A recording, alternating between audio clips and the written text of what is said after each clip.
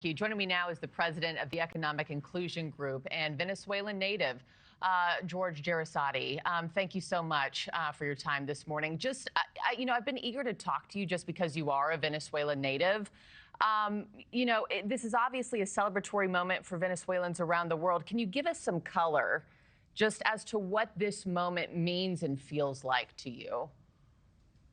Imagine that for 2 decades you live in a country in which every year your family, your finances, everything goes down, in which you have a huge humanitarian crisis, in which there is many political prisoners, 4 years of hyperinflation.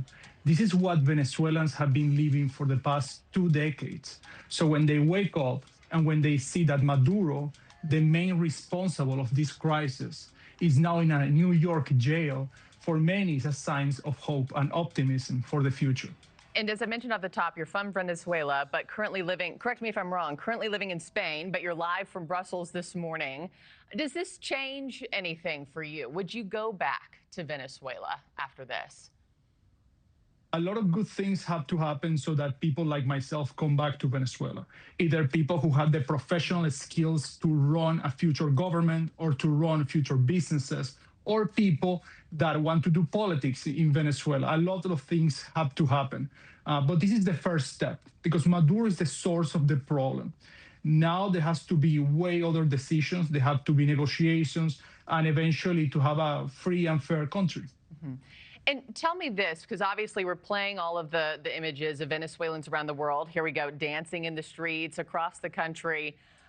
Obviously, you wanted Nicolás Maduro out, but do you want a United States-run Venezuela? I'm curious your thoughts as to what President Trump is saying right now about the operation. There is something technical that everybody has to understand. Venezuela is right now full of criminal groups, irregular groups.